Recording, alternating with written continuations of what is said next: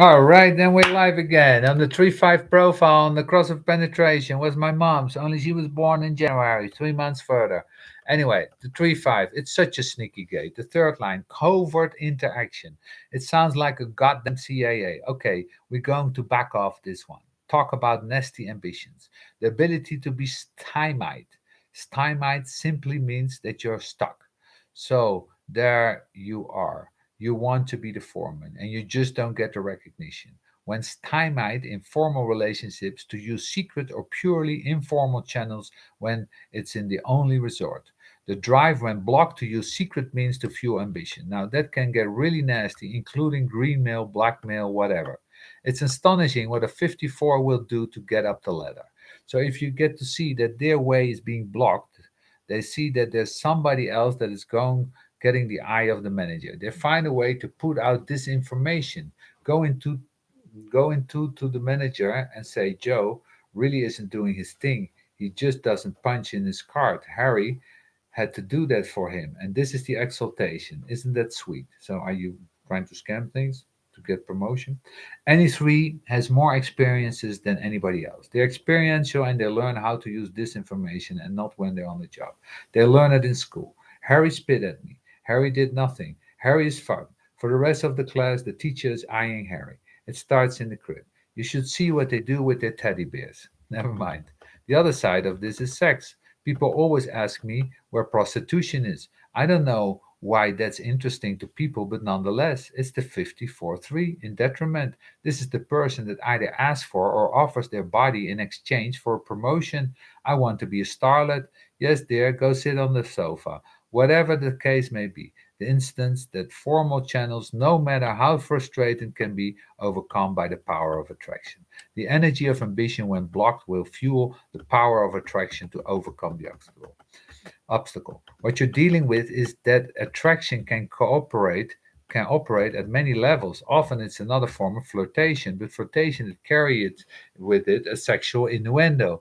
The 54 and the 19 often have confusing goals. This is the secretary in the 54 who marries the boss and goes from being the secretary to the partner in the business.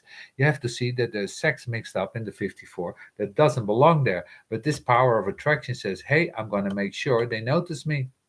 When you're dealing with a 3-5, you have to see that because they're always at risk at losing their reputation, you know how to try anyway to destroy the reputation of others. It's not the nicest trait of the 3-5, and it's rooted here. You can understand that. That is, I know from my 5 perspective that sometimes it's tempting to carve somebody to pieces. The 3-5 has this capacity simply out of pain. The moment they fail at something, they get blamed personally. Their reputation is at risk, and it's very difficult for them in the workplace because it's so easy for them to take the heat. So here, within this context, there is this defense mechanism for the 3-5. Nice defense mechanism. It's amazing how many people have sex in the office. I've seen recent statistics on this. It's absolutely incredible. One out of every three working people claims to have had sex in their office. This is all of this side of the track, and it's all mixed up with ambition and recognition that it has nothing to do with sexuality. Of course, it leads to enormous problem. It's the warning my father gave me when I was young: don't shit on your own doorstep. This is really what you have on this kind of context. So, do you have a lot of sex at the office? What's the story? Then we go to the 3-6 on the right angle cross of penetration. The 3-6 is always dealing with dilemmas. You're dealing with the early phase in which vindictiveness tends to be what their pessimism comes out as.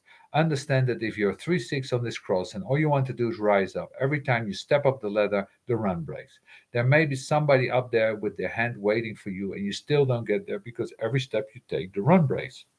And there is this anger, if I can describe it that way, this deep tribal annoyance. It stings for these people. It really does. It's going to be very, very difficult if you come on this cross as a 3-6 to be able to find something in this life that you can do in the context of a larger grouping. You may succeed as a loner. You may succeed independently on the material plane. But the tendency in the 3-6 is here to look at the 4. It's almost as by the time they get on the roof, they realize that the only thing worth doing is praying. If you want to see the true source of prayer, the true source of prayer comes out of the 3-6.